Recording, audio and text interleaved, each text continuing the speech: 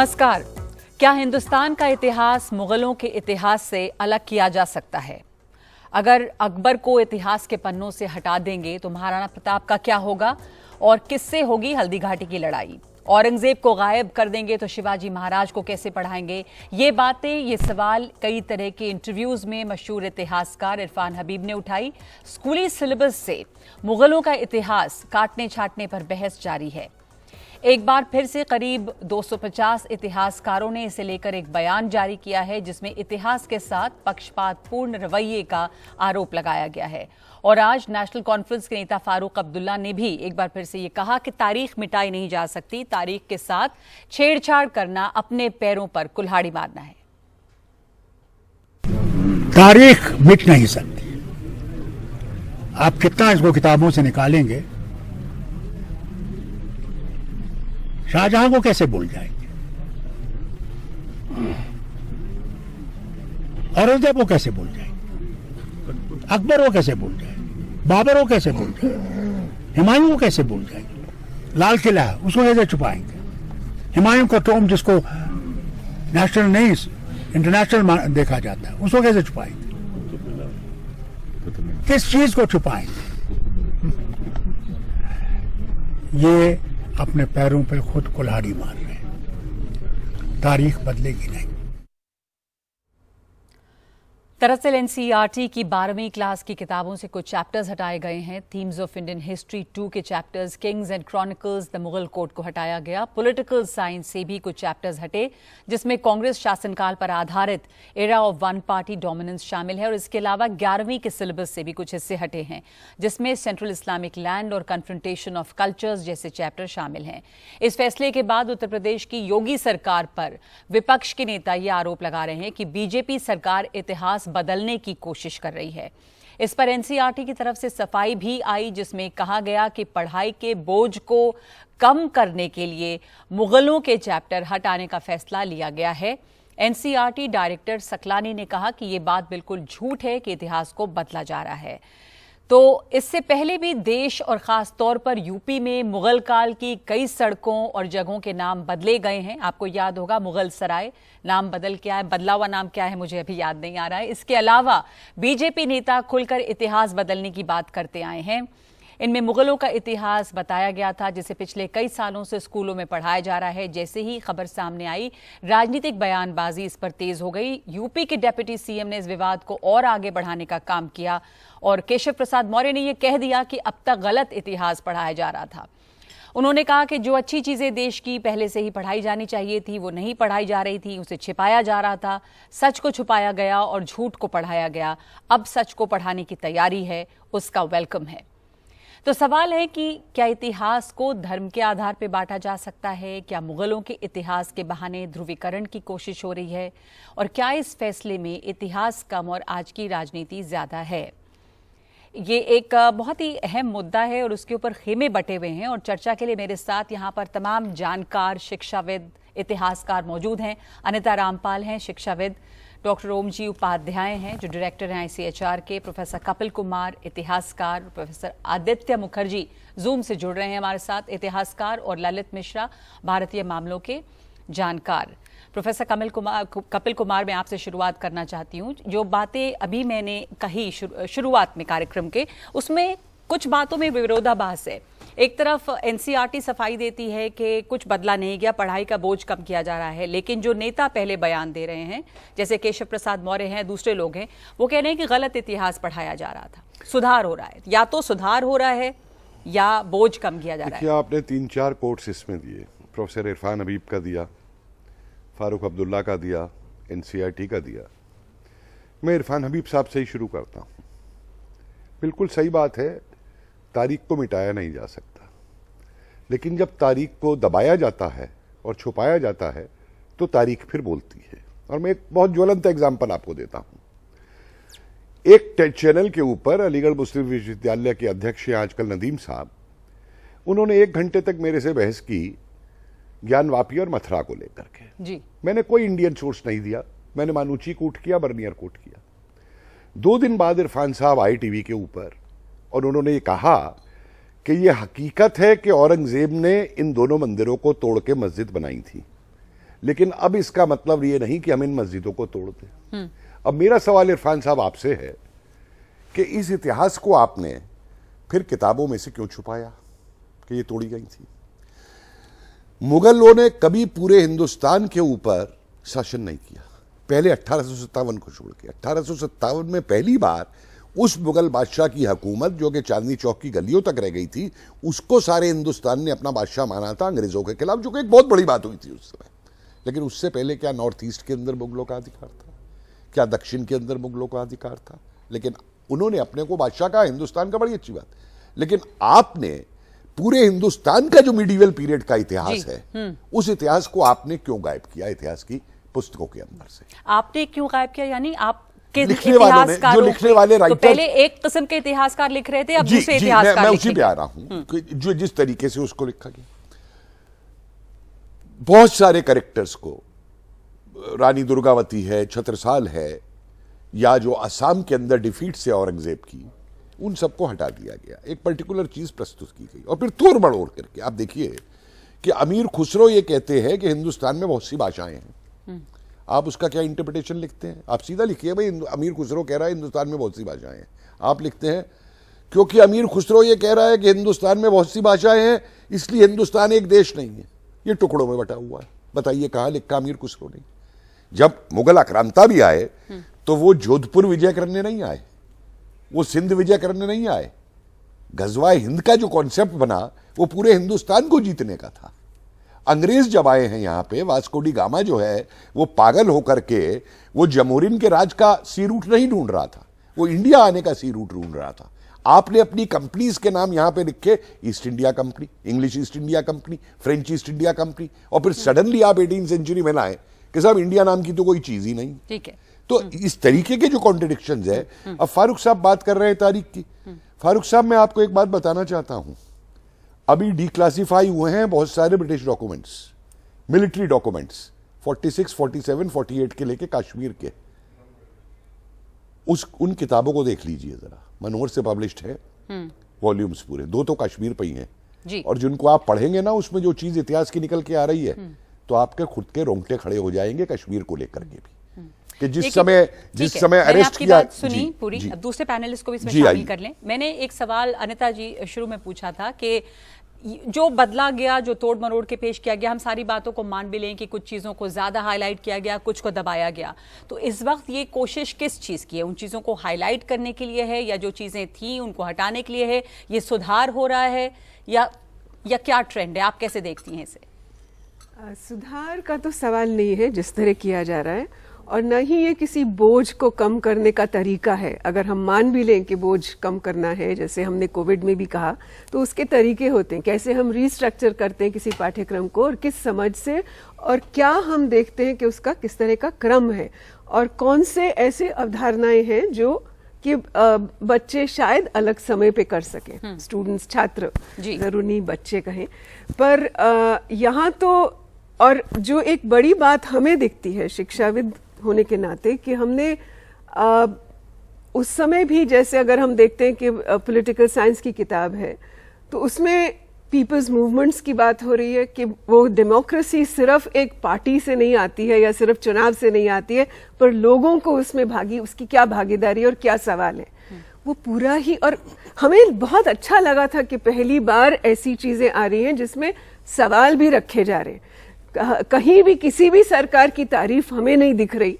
और एक तरफ दिल्ली राइट्स की बात हो रही है जो कांग्रेस गवर्नमेंट के होते हुए हुई, और बहुत साफ वहां लिखा गया है किस तरह से कि नानावती कमीशन ने क्या कहा है उन्होंने। तो कहीं पर उस तरह से हाथ चुराने की बात नहीं थी कि कांग्रेस सरकार है और इसलिए कांग्रेस के होते हुए एक राइट्स हुए और उनकी भी भागीदारी का शक उठाया जा रहा है, दिखाया जा रहा है, उसको हटाने की कहीं बात नहीं आई थी।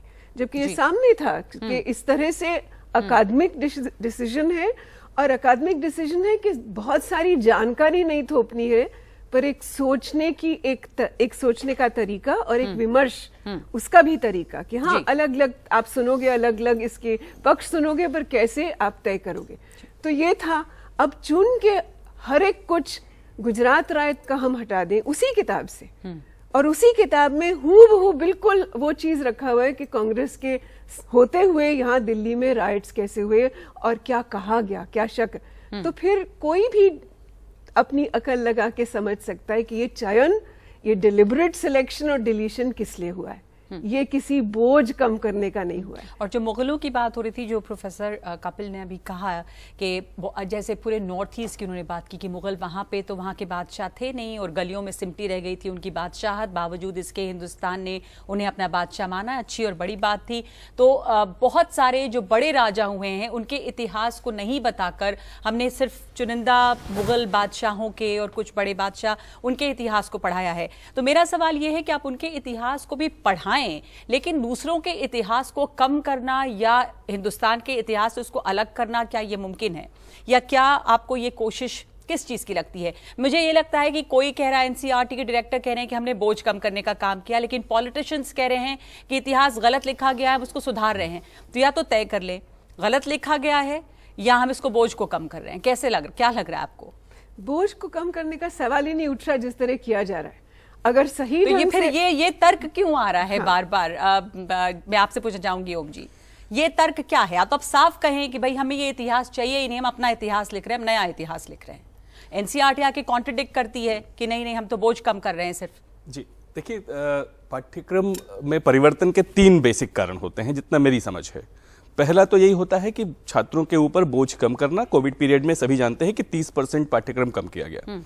दूसरा, ओवर स्पेन ऑफ टाइम 5 साल 10 साल में बहुत सारे हिस्से पाठ्यक्रम के ऐसे होते हैं जो इररिलेवेंट हो जाते हैं, अप्रासंगिक हो जाते हैं, तो उनको हटाकर प्रासंगिक हिस्सों को जोड़ना। और तीसरा, कुछ अगर असंगत, त्रुटिपूर्ण या इम्बैलेंस ये रह गया है तो उसको ठीक करना। निश्चित रूप से नगवानी, मैं पूरी जिम्मेदारी से कह रहा हूं कि तारीख मिटाई नहीं जा सकती। इतिहास बदलने की चीज नहीं है, इतिहास का पुनर्लेखन नहीं हो सकता। हाँ, उसको बैलेंस किया जा सकता है। तो अगर इतिहास लेखन में ये समस्या कभी रही, मैं थोड़ा सा 2 मिनट आपका लेते हुए दर्शकों को इस बारे में अवगत कराऊं कि ये इतिहास लेखन के साथ खराब या गड़बड़ या असंतुलन हुआ कि कुछ हिस्सों पर 500-600 साल का जो बेसिकली आक्रांताओं का इतिहास है उसको बहुत महिमा मंडित करके उसका यशोगान किया गया, और जो भारत के मन का इतिहास है जिससे शायद हमारी पीढ़ियों को इस देश के प्रति, इस मातृभूमि के प्रति और उनका अनुराग बढ़ता, उनका प्रेम बढ़ता, उसको कहीं ना कहीं दबाया या छुपाया गया। तो एक बैलेंस लोगों ने स्कूल में पढ़ा, उसमें ancient Indian history, medieval history, तमाम चीजें पढ़ाते हैं। तो जो आप हिंदुस्तान का इतिहास, जब आप एंशिएंट हिस्ट्री पढ़ते हैं तो उसमें वो चीजें भी पढ़ते हैं। मैं बस एक छोटा सा एक हिस्सा है। जी, मैं एक छोटी सी बात पूछता हूं आपके माध्यम से दर्शकों को, और आप किसी को भी पूछ लीजिएगा। मेडाइवल पीरियड जो 1206 से लेके 1857 तक हम मान के चलें, अगर 1856 तक, अगर उस पीरियड की हम बात करें 600 साल की, आप किसी भी विद्यार्थी को रोकिए, दिल्ली केंद्रित इतिहास उससे बाबर से पूछिए, वो बाबर से औरंगजेब तक बिना रुके आपको बता जाएगा। लेकिन आप उससे पूछिए कि क्या उसी समय कृष्णदेव राय के बारे में उसे पता है और उसी तरह से पता है? क्या उसे विजयनगर साम्राज्य का गौरव पता है? क्या उसे लक्षित बड़फुगन का शौर्य पता है? क्या उसे अहोम साम्राज्य के बारे में पता है? और ऐसे हजारों, सैकड़ों नायक आपको मिलेंगे जिसके बारे में इतिहास की पुस्तकों में, देखिए इस देश में कोई दिक्कत नहीं, अकबर के बारे में आप पढ़ाएं, लेकिन सवाल यह है कि चित्तौड़ के किले में 30,000 लोगों का, निर्दोष लोगों का, स्त्रियों और बच्चों का नरसंहार करने वाला अकबर इस देश में महान हो जाता है और महाराणा प्रताप की महानता पर प्रश्न चिन्ह खड़ा हो जाता है। ये जो असंतुलन है, मुझे लगता है कि इसको तो ठीक किए जाने की जरूरत है। इतिहास को हटाने की जरूरत नहीं है, इतिहास को सिर्फ इम्बैलेंस करके सही पर्सपेक्टिव में, सही परिप्रेक्ष्य में ठीक है बच्चों के सामने, विद्यार्थियों के सामने। मैं आदित्य मुखर्जी के पास जाऊंगी, पर आप कुछ कहना चाह रहे थे इस पर। देखिए, मैं ये नहीं मानूंगा कि इतिहास बदला नहीं जा सकता। इतिहास कोई स्टैटिक विषय नहीं है। नए शोध के डॉक्यूमेंट्स आते हैं, नए, हमको देखिए एंशिएंट टाइम से अब ये डीएनए टेस्टिंग जब से शुरू हुई है, मिनरोलॉजिकल मैपिंग शुरू हुई है, सैटेलाइट मैपिंग शुरू हुई है, तमाम दुनिया का इतिहास बदल करके सामने आ रहा है।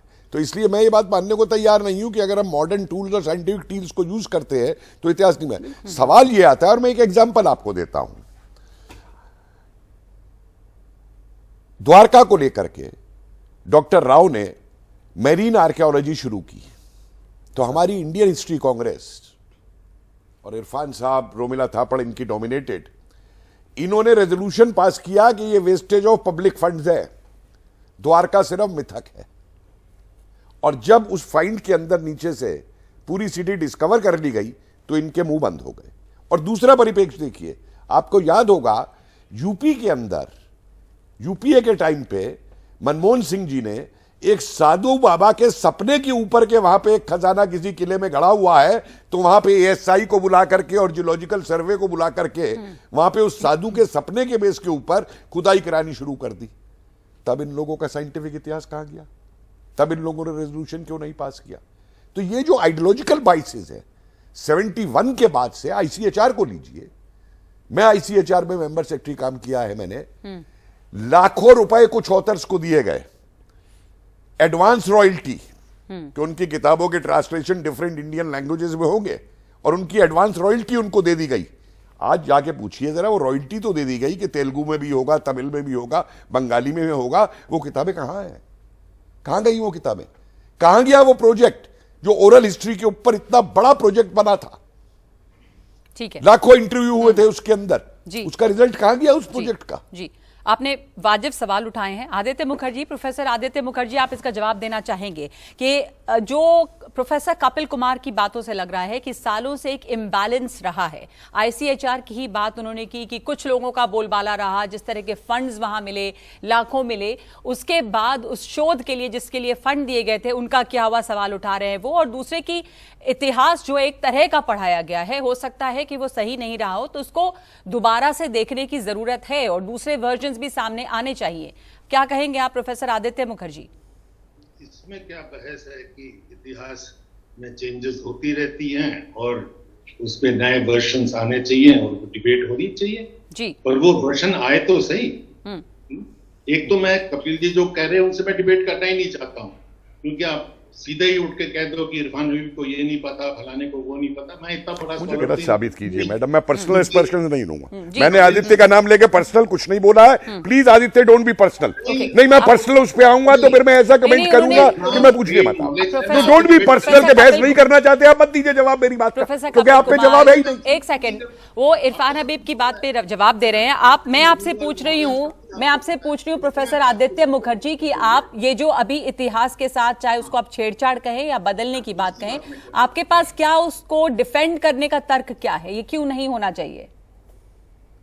मेरा तर्क ये है कि इसमें जो खास ये कहा जा रहा है कि ये बोझ घटाने के लिए हो रहा है, ये बिल्कुल नामुमकिन है। ये मैं भी नहीं मान रहा कि बोझ घटाने को हो रहा है। मैंने कब कहा कि बोझ घटाने को हो रहा है ही नहीं, क्योंकि ये तो इस इतिहास में छेड़खानी का भी एक लंबा इतिहास है कि जब भी आरएसएस और इस किस्म की सोच के लोग स्टेट पावर के पास आए हैं, वो पॉलिटिकली इतिहास में अपना इंटरवेंशन करने की कोशिश करते रहे। सबसे पहले उन्होंने 1977 में किया था, जब जनता पार्टी में मर्ज हो गए थे आरएसएस और जनसंघ। तो जब वो पावर में आए तो उन्होंने ये सारी किताबें जो लिखवाई गई थी एनसीईआरटी से, रोमिला थापर, सतीश चंद्रा, बिपिन चंद्रा, उनको कहा इनको बैन कर दो। पर उस वक्त देश में थोड़ी रेजिस्टेंस ज्यादा थी, तो सारे हिंदुस्तान में रेजिस्टेंस हुआ, वो बैन नहीं कर पाए। अगली बारी जब वो फिर पावर में आए 1999-2004 में, उन्होंने कहा कि इन किताबों में से आप डिलीशंस करो। और वो डिलीशंस कहां से आए? पहले आरएसएस कि सीपीआई सीपीएम ने पावर में आके क्या किया है, वो भी तो पूछ लीजिए जरा। बंगाल में क्या किया सीपीएम ने? पूरा करने दीजिए जी, बोलिए। हाँ, बोलने दीजिए कपिल साहब। हाँ, बोलिए तो जी। ये जो डिलीशंस का जो लिस्ट था जो करी गई थी, उन किताबों में से करने की कोशिश हो रही थी, वो लिस्ट पहले आरएसएस की किताब में छप गई पूरी, पर कि ये 42 डिलीशंस होनी चाहिए। और उस किताब का नाम था मार्क्स, मंगोलिया और मदरसा और छोटे समथिंग लाइक दैट। तो वही डिलीशंस करने की कोशिश होती है। पर प्रोफेसर मुखर्जी, इसके काउंटर में ये बात आएगी सामने कि जो भी पॉलिटिकल पार्टीज पावर में रही हैं, अगर अपने हिसाब से उन्होंने चीजें बदली, तो एक लंबे समय तक एक पॉलिटिकल पार्टी और उनके एलाइज पावर में रहे, तो इसलिए एक तरह का इतिहास पढ़ाया गया। और ये बदलाव इसलिए अब जरूरी है क्योंकि कांग्रेस और लेफ्ट पार्टीज ने भी अपने हिसाब से इतिहास लिखा या लिखवाया। आप सीपीएम का देखिए ना, बंगाल की हिस्ट्री क्या लिखी बंगाल के अंदर सीपीएम ने, उसको आप क्यों छुपाते हैं? आप लेफ्ट को, लेफ्ट तो सबसे इम्पार्शियल है, वो तो सारा सही जवाब देने दीजिए। प्रोफेसर कपिल कुमार, जवाब देने दीजिए। बात करें हम, तो फायदा नहीं यहाँ बैठने। जी हाँ, बोलिए आदित्य मुखर्जी। ये जो एक्यूजेशन है कि जब उनकी पार्टी आती है वो अपना हिस्ट्री लिखवाते हैं, जो हमारी पार्टी आती है हम अपना लिखवाते हैं, ये गलत एक्यूजेशन है। ये जो डिसीजन लिया गया था एनसीईआरटी की तरफ से कि ये एक नई तरह की किताबें लिखनी चाहिए, modern, scientific, secular, anti colonial, क्योंकि कॉलोनियल और कम्युनल किताबें उस तक समय तक चल रही थी। तो उस कमेटी में जिन्होंने डिसाइड किया वो किसी पार्टी के नहीं थे, बड़े बड़े स्कॉलर्स थे उसमें। ताराचंद डिसीजन मेकिंग बॉडी में थे, Neelkanth Shastri decision making body में थे, और जिन्होंने किताब लिखी उनमें से कोई भी कांग्रेसी नहीं था, बल्कि कांग्रेस के खिलाफ उन्होंने बहुत लिखा भी, इमरजेंसी को भी अपोज किया, एटसेट्रा एटसेट्रा। उनकी वो स्कॉलर्स थे, इंटरनेशनली रिकॉग्नाइज्ड स्कॉलर्स थे। वो आप यहाँ टीवी डिबेट में करके तो उनकी स्कॉलरशिप खत्म नहीं कर सकते। इरफान हबीब की जो लाइफ टाइम की स्कॉलरशिप है वो 5 मिनट में ये क्या कि उनको ये नहीं पता वो नहीं पता कहने से तो नहीं होएगा। Scholarship can only be challenge. बिल्कुल बिल्कुल नहीं, पर तर्क से बात होनी चाहिए, ये बात तर्क से होनी चाहिए कि क्या इम्बैलेंस था और इस वक्त जो बदलाव हो रहे हैं उसके पीछे क्या तर्क है और क्यों जरूरी है ये। ललित मिश्रा, आप इसे कैसे देखते हैं? क्योंकि सिर्फ बात मुगलों के इतिहास की नहीं है, हम लगातार ये देख रहे हैं कि चाहे वो रेलवे स्टेशन के नाम हो, चाहे वो सड़कों के नाम हो, ये जो बदलाव शुरू हुए हैं ये एक ट्रेंड सा दिखता है और ये खतरनाक लगता इसलिए है क्योंकि इसे लेकर ये इसमें इतिहास कम, आज की राजनीति ज्यादा दिखाई देती है और एक पोलराइजेशन, एक ध्रुवीकरण फिर से खड़ा किया जाता है। इसमें दिखता तो यही है और होता भी यही, जिस तरह के खेमों में बटे हुए लोग हैं। ललित जी। जी नगमा, मैं पहले तो थोड़ा सा पैनल को करेक्ट करना चाहूंगा। एक्चुअली मुगल इतिहास हटाया नहीं जा रहा है, केवल मुगलों की कोर्ट लाइफ का एक चैप्टर है उसे हटा दिया गया। अब यदि हम लोगों ने उस चैप्टर को देखा हो तो कोई भी उस चैप्टर को अप्रिशिएट नहीं करेगा, क्योंकि उसमें ऐसी बातें हैं जो हिस्टोरिकल स्टडीज में शामिल ही नहीं की जाती है। एग्जाम्पल के तौर पर उसमें माइथोलॉजिकल कंटेंट है इस चैप्टर में। बच्चों को बताया जा रहा था कि जो मंगोल है, मंगोलों से मुगलों की ओरिजिन हुई है, तो जो मंगोल हैं उनको पावर्स जो है डिवाइन पावर है उनके अंदर, और जो मंगोल ट्राइब है वो एक ऐसी क्वीन से आ रही है जो एक सन रेस से, सूरज की किरणों से गर्भवती प्रेग्नेंट हुई थी। इस तरह से करके एक पोस्टरिंग की गई थी इस चैप्टर में। इसके अलावा जो हरम है, उस हरम को इस चैप्टर में बताया गया था कि हरम का तात्पर्य पवित्रता से होता है। मैं हिंदी वर्जन को वर्ड बाई वर्ड कोट कर रहा हूँ। इसके अलावा यदि कोर्ट लाइफ पढ़ानी है तो फिर सारे भारत के जो हमारे राजा थे, राजपूत राजा थे, मराठे थे, सबकी कोर्ट लाइफ पढ़ानी चाहिए थी। तो इस चैप्टर में कुछ जो है फंडामेंटल प्रॉब्लम्स थी, इस चैप्टर को केवल हटाया गया है, सारी हिस्ट्री हटाई। ठीक है। एक दूसरा पहलू है जो कि इस चैप्टर में होना चाहिए था, वो यह कि अकबर को यदि हम लें तो अकबर ने हमारी राष्ट्रीय एकता के हिसाब से, हिंदू मुस्लिम एकता के हिसाब से कुछ अच्छे कदम उठाए। उन कदमों को इन लेखकों ने बिल्कुल हटा दिया, छुआ ही नहीं। उदाहरण के तौर पर अकबर ने रामायण, महाभारत, यहाँ तक कि अथर्ववेद का भी संस्कृत से फारसी में ट्रांसलेशन कराया था। उसके ट्रांसलेशन के बारे में कोई जिक्र नहीं। इसके अलावा जो कोर्ट लाइफ है, उस कोर्ट लाइफ में जो कॉन्स्पिरेसीज होती थी, उन कॉन्स्पिरेसीज के बारे में कुछ नहीं। जैसे गुरु अर्जन देव का एग्जीक्यूशन हुआ जहांगीर के टाइम पर, उस पर कुछ नहीं है। तो ये बड़ा इम्बैलेंस सा चैप्टर था मुगल वाला। तो मतलब आप कह रहे हैं कि चैप्टर सही नहीं था। अनीता जी, आप इस बात को मानती हैं? क्योंकि मुझे इसमें काफी लॉजिक लग रहा है कि मान लीजिए कि अगर ये चैप्टर, एक सेकंड सर, एक रिएक्शन के बाद मैं ब्रेक लेना चाहती हूँ, लौटूंगी इस कार्यक्रम में, अभी आगे भी है समय बहस का, कि क्या आपको लगता है कि ये चैप्टर्स में ही काफी सारी गलतियां रही हैं जिसको सुधारने की जरूरत थी? शायद चैप्टर अच्छा नहीं था, ऐसा नहीं कि अकबर और तमाम बादशाहों की हिस्ट्री को हटा ही दिया गया हो। सबसे पहले तो ये बात है कि अच्छा किसको कहा जा रहा है, वो सही परिप्रेक्ष्य जो है वो किसका सही है, उसी में दिक्कत है। क्योंकि अभी जो कहा गया हमारे इससे पहले वक्ता से कि अकबर ने कुछ अच्छा काम किया था कि संस्कृत या इसमें ट्रांसलेट करा, अब यही एक अच्छा काम उनको दिख रहा है। दिक्कत ये है कि सबसे बड़ी दिक्कत है, मुझे दुख होता है कि हम छात्रों के साथ इस तरह खिलवाड़ करते हैं, क्योंकि हिस्टोरिकली जो चीजें हैं जानी हुई हैं। वो मंगोल हिस्ट्री की बात कर रहे थे कि कैसे ग्लोरीफाई किया गया है। अकबर का रोल सिर्फ इंडिया नहीं, इंटरनेशनली भी समझा गया है, रिसर्च है, आर्ट, हर चीज में है। जी बिल्कुल। तो अब हम एक चीज पकड़ लें कि उसने जो अच्छा चीज की है, उसने अच्छी चीज की थी, वो उनकी समझ से अच्छी है, तो ये बहुत अफसोस की बात है। क्योंकि इसी तरह हम यहाँ जिस तरह से बहस हो रही है वो मुझे देखते ही दिख रहा है कि फिर हमारी क्लासरूम्स में क्या होता है और हमारे छात्रों के साथ क्या होता है और टीचर्स के साथ क्या होता है।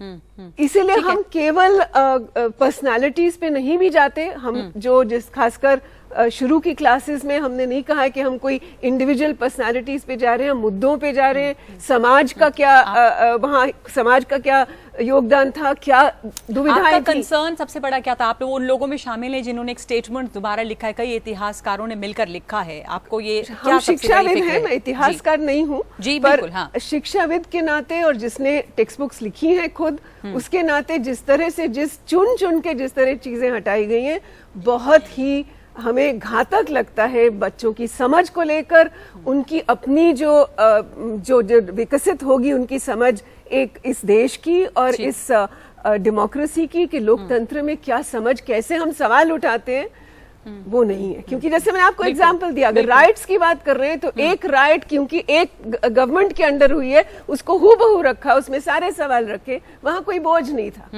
पर गुजरात पे जिस तरह से जी चीजें सवाल उठाए भी गए ना, वो पढ़ने वाले हैं। पीपल्स स्ट्रगल्स पे जो सवाल उठाए वो पढ़ने वाले हैं। पूरा इतिहास है, चाहे वो चिपको का है, चाहे वो किसी का, वो पूरा चैप्टर बोझ बन गया है। तो ये हमें इससे बहुत नुकसान दिखता है। बच्चों की एक समीक्षात्मक रूप से, क्रिटिकल रूप से सोचना, और क्रिटिकल पेडागोजी हमारे लिए सिर्फ सवाल पूछना नहीं है, वो जस्टिस, न्याय के लिए है। क्रिटिकल पेडागोजी ही वो है कि सोशल जस्टिस को आपका कहना है कि जिस तरह से चुन चुन के चीज़ों को बदला गया या हटाया गया, वो फिक्र पैदा करती है। और अब ये ऐसा नहीं कि सिर्फ हिंदुस्तान में हो रहा है, और भी जगह जब शासक बदले होंगे तो हुआ होगा, लेकिन फिर वो लोग भी होने ज़रूरी हैं जिस पर सवाल उठाएं और आँख मूंद कर बैठ न जाएं। एक ब्रेक लेंगे हम इस वक्त हम लोग में, और ये चर्चा जारी रहेगी इतिहास के ऊपर।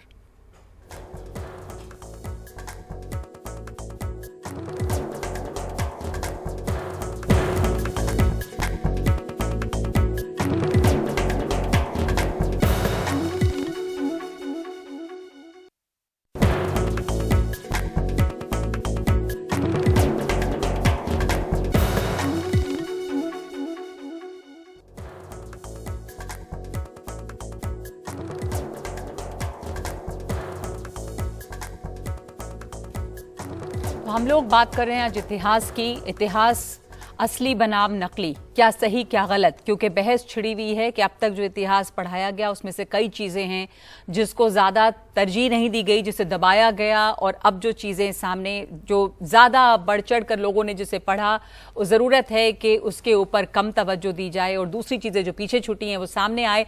बहरहाल इसके ऊपर पॉलिटिकल बयानबाजी भी काफ़ी हुई है, और इसलिए ये भी एक तरह से एक ध्रुवीकरण का टूल बनता जा रहा है।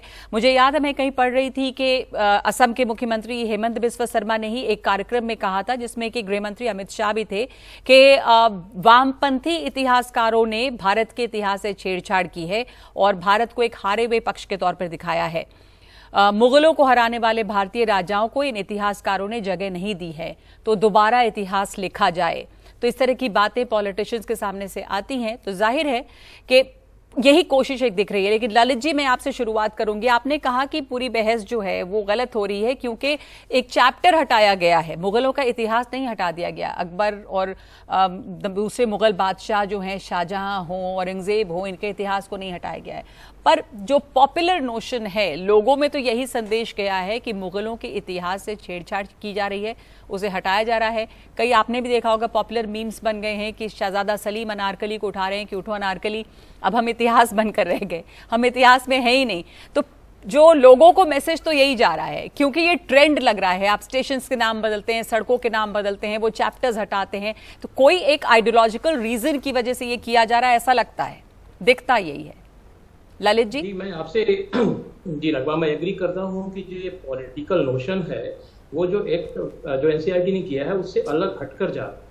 तो इस पर हम कह सकते हैं कि यदि भारत के लोगों को उनके हिस्ट्री के करीब लाया जाए तो शायद इस तरह से पॉलिटिकल नोशंस बिल्ड नहीं होंगे, लोगों को विश्वास होगा कि तो अब तक क्या भारत के लोग अपनी इतिहास से दूर थे, या मतलब इनको बिल्कुल काट के रखा गया था? आदित्य मुखर्जी, ये आरोप भी लगा है कि वामपंथी इतिहासकारों ने भारत के इतिहास से छेड़छाड़ की और एक पक्ष को ही उजागर किया है। आप तमाम हिंदुस्तान के, एक बात और आदित्य मुखर्जी के पास जाना चाहती हूँ। जी मुझे 20 सेकंड्स में अपनी बात कंप्लीट। अगर आप सारे जो डिलीशंस और इंटरवेंशंस हुए हैं उनकी लिस्ट देखें तो कुछ तो हुए हैं जिसमें मुगल पीरियड और सल्तनत पीरियड को घटाया गया है। और साथ ही में political leaders like Kapil Mishra कह रहे हैं कि ये चोर, पॉकेटमार और 2 पैसे के सड़क छाप लोगों को मुगल एम्परर कहते हो। इनको तो नाम लेके कहते हैं, बाबर, अकबर, शाहजहां, इन सबको डस्टबिन में होना चाहिए, हिस्ट्री में नहीं। और क्या हटता है? गांधी जी के मर्डर की साजिश में कौन थे, क्या एटमॉस्फेयर क्रिएट किया गया था, क्यों उनका मर्डर हुआ, वो सारा हटा दिया गया। सिर्फ एक नाम दे दिया गया, young man called Nathuram Godse assassinated Mahatma Gandhi. उसके पीछे जो सारे एक्सप्लेनेशंस थे कि उसमें आरएसएस को बैन किया गया, उसमें हिंदू एक्सट्रीमिस्ट फीलिंग्स क्या थे, गांधी के हिंदू मुस्लिम यूनिटी के खिलाफ जो फीलिंग्स थे, ये सब बिल्कुल मिटा दिया गया। और साथ ही में पॉलिटिकल को क्या हो रहा है, गोडसे की पूजा हो रही है, गोडसे को देशभक्त कहा जा रहा है। बीजेपी के एमपीज कह रहे हैं, अभी भी एमपी बैठे हुए हैं वो, जो ये कहते हैं कि गोडसे देशभक्त। तो ये तो क्लियरली है कि डिवाइसिव हिस्ट्री लाया जा रहा है एक तरफ से। दूसरी तरफ से एक बेवकूफी भी हो रही है। क्या क्या रिमूव कर रहे हैं? पॉपुलर मूवमेंट्स रिमूव कर रहे हैं, इंडस्ट्रियल रेवोल्यूशन मूव कर रहे हैं, एनवायरनमेंट पे चैप्टर रिमूव कर रहे हैं, urban conflict between the rich and the poor and the position taken by the police, वो रिमूव हो रहा है। तो ये हमारे बच्चों को एक अनपढ़ बनाया जा रहा है। पूरे मुगल पीरियड को हटाना, पीरियड जिसके अंत में अगर 1700 के आप फिगर्स देखें तो India produced 25% of the world GDP, more than the entire GDP of West Europe and 8 times the GDP of England. जी। अब वो हिस्ट्री मत पढ़िए। अब ये मत पढ़िए कि इस पीरियड में science, art, culture, architecture, music, ये सब एक सिंक्रेटिक कल्चर का क्या मैसिव इंक्रीज होता है, वो मत पढ़िए। तो क्या हमारे बच्चों को हम क्या सिखाएंगे? कि हिंदू मुस्लिम सिखाएंगे सिर्फ, कि हिस्ट्री को आपको इस तरफ से देखना चाहिए कि ये मुस्लिम कौन था, हिंदू कौन था, मुस्लिम ने कितने ये तोड़े और हिंदू ने कितने तोड़े। ये दिस इज नॉट हिस्ट्री, ये पॉलिटिक्स है। प्लीज हिस्टोरियंस को हिस्ट्री लिखने दीजिए। एंड और अगर कोई हिस्टोरियंस, कोई major historians, well known historians मिलके अगर कहते कि हाँ जी ये सिलेबस बदली है, तो मैं मानता, डिस्कशन हो सकती है। सबसे बड़ी समस्या, सबसे तो कहने वाले ये आपके ये political people, most of them half educated themselves, वो कह रहे हैं, जिनके व्यूज सुन के तो हमारे रोंगटे खड़े हो जाते हैं। ये उनका view of about Indian history. शर्म की आनी चाहिए हमें तो कि हम इस तरह से मेस कर रहे हैं with one of the world's best historiographical tradition. कई बातें आपने कही, पॉलिटिशियंस जो हैं वो इस बात को उठा रहे हैं, और ऐसे ऐसे पॉलिटिशियंस हैं जिनकी जो शैक्षणिक योग्यता है उसके ऊपर काफी सवालिया निशान है। पर आपने ये कहा है कि पूरे हम जो इतिहास है, कपिल जी आप इसका जवाब देना चाहेंगे कि इतिहास को हम एक तरह से, पर मुझे लग रहा है कि मुगलों का इतिहास को पूरी तरह हटाया नहीं गया। और एक बहुत बड़ा सवाल ये भी है कि एनसीईआरटी में कोई समस्या है क्या? वहां पे कंसल्टेशन सही तरह से हो रहे हैं? आपको लगता है कि गलतियां हो रही हैं क्योंकि एकेडमिक्स को कंसल्ट नहीं किया गया है? दो चीजें तुम्हें बता दूं कि I care 2 hoots for politicians of any political party who comment on history, चाहे वो लेफ्ट हो, चाहे कांग्रेस हो, चाहे राइट हो जी। वो आदमी सावरकर को रोज गाली निकालता फिरता है, उसने पढ़ी है डिटेल्स, और ये भूल जाता है कि मोतीलाल नेहरू ने कितनी बड़ी माफी मांगी थी नेहरू के अरेस्ट होने में नावा के ऊपर। तो मैं पॉलिटिकल्स के इसमें गेम में नहीं जाना चाहता, क्योंकि वो अपने पॉलिटिकल इंटरेस्ट के हिसाब से हिस्ट्री को यूज करना चाहते हैं। मैं उसके टोटली अगेंस्ट हूं। मेरा सिर्फ ये कहना है, जो मैंने बात उस समय भी उठाई, मैं इरफान हबीब पे अटैक नहीं कर रहा।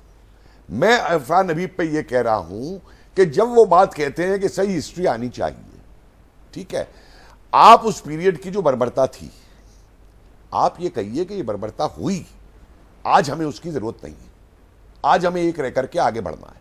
आप वो कंपैरिजन दीजिए कि अगर वो बर्बरता थी तो 1857 में हिंदू मुस्लिम मिलकर भी लड़ा अंग्रेज के साथ में, एकता भी हुई। लेकिन जब आप उस बर्बरता को छुपाते हैं तो फिर दूसरी तरफ से रिएक्शन होना लाजमी है। और दूसरी चीज जो मैंने कही, आदित्य उस पर जवाब नहीं दे पाए। जो मैंने 2 एग्जाम्पल आपके सामने रखे, द्वारका का मैरीन आर्कियोलॉजी का, और दूसरा वाला वो एग्जाम्पल मैंने खजाने का रखा, तब ये बड़े बड़े साइंटिफिक हिस्टोरियन का। और एक चीज और मैं बता दूं साइंटिफिक हिस्ट्री की, जब हम कहते हैं कि हम साइंटिफिक हिस्ट्री में विश्वास करते हैं, साइंस ये कहती है कि किसी भी चीज को आप बिना एक्सपेरिमेंटेशन के और बिना टेस्ट किए हुए रिजेक्ट मत करिए। मैं हिस्ट्री के अंदर किसी चीज को ये माइथोलॉजी है, ये बकवास है, इसे पढ़ने की जरूरत नहीं है, उसको क्या मैं रिजेक्ट नहीं करूंगा। अगर कोई हिस्टोरिकल चीज आई है मैं उसमें रिसर्च करूंगा, चाहे मैं आर्कियोलॉजी पे जाऊं, चाहे मैं लिटरेचर में जाऊं, उसको कंपेयर करूंगा, तब एक कंक्लूजन पे आऊंगा कि ये चीज एग्जिस्ट करती थी या नहीं करती। आदित्य मुखर्जी से इस पर जवाब लूंगी एक ब्रेक के बाद, और दूसरे आपसे भी कि जो आप कह रहे हैं कि एक लास्ट चीज मुझे और कहने दीजिए, एक लास्ट चीज कहने दीजिए। ट्रांसफर ऑफ पावर के वॉल्यूम्स 1976 में सारे पब्लिश हो गए थे। एक सुमित सरकार प्रोफेसर को छोड़ करके, मैं बहुत इज्जत करता हूं उनकी, उनके अलावा मुझे एक हिस्टोरियन बता दीजिए जिस हिस्टोरियन ने उन डॉक्यूमेंट्स के बेस के ऊपर अपनी किताब में एक लाइन भी चेंज की। और ऑकिनले क्या कहता है उस समय कि 1857 type situation has emerged and if we have to stay in India I will need 1 lakh European soldiers because we will have to reconquer India and on the basis of that they decide that they should leave India। Professor Kapil Kumar, जिन बातों तक आप जा रहे हैं उसके बहुत serious academic debate है ये, बट हम लोग यहाँ पर ये बात कर रहे हैं कि जिस तरह की चीजों के साथ छेड़छाड़ अभी हो रहा है, गलतियां तो बहुत हुई होंगी, गलतियां तो बहुत हुई होंगी, और हिस्ट्री में रिसर्च, एक सेकंड सर बात पूरी कर लूं और उसके बाद वापस आएंगे हम इस चर्चा पे। मैं सिर्फ ये कह रही हूँ कि कितनी तरह की गलतियां हुई अलग बात है, लेकिन इस वक्त जो हो रहा है और जो ट्रेंड दिखता है वो क्या कहता है? क्या ये करेक्शन है उन गलतियों का जो किया गया पहले, या इतिहास में बहुत बड़ा स्कॉलरली रिसर्च हुआ क्या कि हम उसको सही कर रहे हैं? ये तो हो नहीं रहा है। मैं एक सॉल्यूशन देता कहीं कोई पॉलिटिशियन कुछ कहता है और उसी हिसाब से कहीं भी कुछ चैप्टर्स हटाया जा रहा है, तोड़ा मरोड़ा जाता है। एक ब्रेक के बाद, अभी समय नहीं है, ब्रेक के बाद मैं वापस अनीता जी को शामिल करना चाहूंगी और आपको ओम जी, इस ब्रेक के बाद लौटती हूं।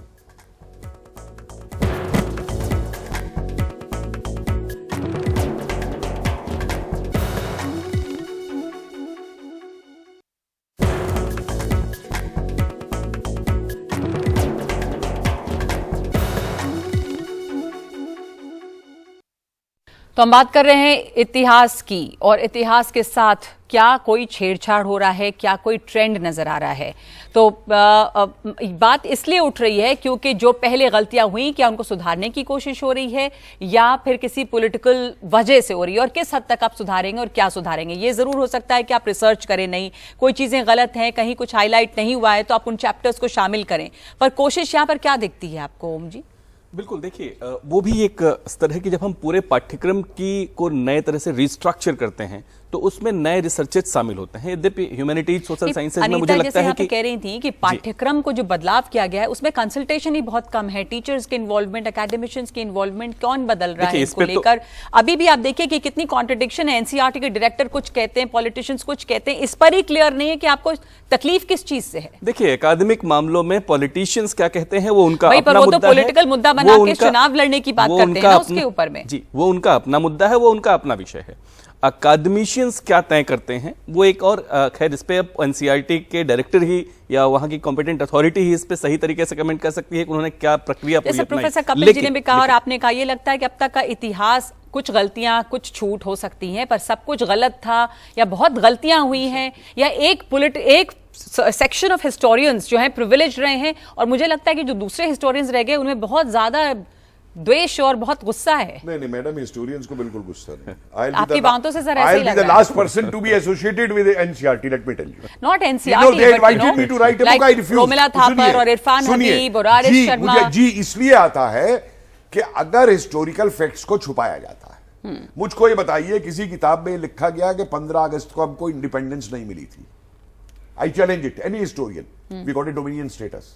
किसी किताब में लिखा गया कि ब्रिटिश किंग ने, तो उन चीजों को करेक्शंस करनी तो चाहिए, तो जैसे लोगों को आगे आना चाहिए। एक अकबर और एक मुगल और एक इलाहाबाद, इनके पीछे क्यों पड़ जाते हैं अनीता जी? हमारे पास इतना ही वक्त है सर, वो सबसे कम बोलिए, उनको भी सुन ले। गंभीर चिंता का सवाल है कि कोई भी पाठ्य पुस्तक या पाठ्यक्रम सिर्फ विषय की जानकारी थोपने से नहीं बनता है, और न ही पुस्तक ऐसी होनी चाहिए। हम उन्हीं एनसीईआरटी के पहले क्रिटिक भी करते रहे जिस तरह इतनी जानकारी डाल दी जाती किसी भी विषय में। हाँ। इतिहास तो आज हमारे लिए एक बवाल सा बन गया कि हर कोई उसमें बोलने लग गया कि भाई ये बोझ है, ये नहीं है। जो भी विषय हो, मैथ्स भी हो, साइंस हो, ज्योग्राफी हो, कुछ भी, तो कैसे लिखी जाती है पाठ्य पुस्तक जी, वो हमें और इसको विकसित करना है, और ये पुस्तकें हमारी उस रूप से बहुत अच्छी, हाँ। अभी तक जो पुस्तकें सामने आई हैं, हाँ। सबसे अच्छी ये पुस्तकें थे हाँ। हमारे सामने। और इसलिए अब उसके बारे में अब ये इस तरह से नुक्ताचीनी करना, और ये आपने बहुत महत्वपूर्ण बात कही कि किताबें कैसे बेहतर हों और बच्चों की पढ़ाई इंप्रूव, पेडागॉजी इंप्रूव करने की जरूरत है, बजाय इसके कि हम ये लड़ें कि उसमें क्या शामिल हुआ क्या नहीं। इतना ही वक्त है अब हमारे पास इस चर्चा के लिए। बहुत शुक्रिया आप तमाम लोगों का इसमें शामिल होने के लिए। एक ब्रेक ले रहे हैं हम लोग।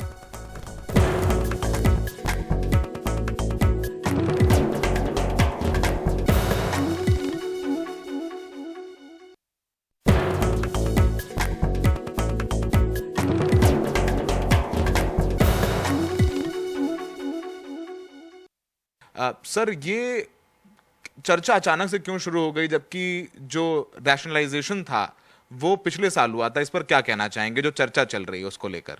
ऐसा है कि चर्चा करने वाले चर्चा करते हैं, उसमें हमारा कोई रोल नहीं होता है, पर जब चर्चा होती है तो निश्चित रूप से जिम्मेदारी के साथ होनी चाहिए।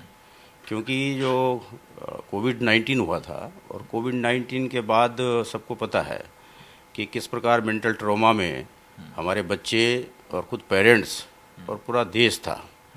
कोविड-19 पेंडेमिक था बहुत बड़ा, जिसने कि जनजीवन को झकझोर दिया था। तो ऐसी स्थिति में हर तरफ से ये प्रयास किया गया कि इससे उभरा जाए, और इसको उबारने की स्थिति में बच्चों को उबारना जरूरी था। हमें पता है कि स्कूल बंद रहे, क्लासेज नहीं चली, लर्निंग लॉस हुआ, टाइम का भी लॉस हुआ। तो उसको पूरा करने के लिए हर तरफ से ये व्यू बना कि हम कंटेंट लोड टेक्स्ट बुक का कम करें। तो गत वर्ष जो है ये कंटेंट लोड कम करने के लिए एनसीईआरटी ने तमाम विशेषज्ञों की समितियां बनाई, और हर विषय में बनाई। जितने भी विषय हैं, जितने भी पुस्तकें हैं, सबके बारे में अलग अलग एक्सपर्ट्स कमिटीज़ बनी, और उन्होंने टेक्स्ट बुक को देखा और ये महसूस किया कि अगर कहीं भी कोई कंटेंट लोड कम किया जा सकता है टेक्स्ट बुक का, तो करना चाहिए। तो जहाँ उनको लगा कि किसी एक क्लास में किसी विषय पर बात हो चुकी है, तो उसको दूसरी क्लास में नहीं पढ़ाया जाए तो अच्छा है, क्योंकि बच्चों को कंटेंट लोड कम करना था, तो ये रेशनल तरीका था। तो उन्होंने बुक्स को रेशनलाइजेशन का प्रोसेस वो हुआ, और उसमें वही चैप्टर उन पुस्तकों से हटाए गए जो कहीं ना कहीं किसी न किसी लेवल पे बच्चों ने पढ़े थे।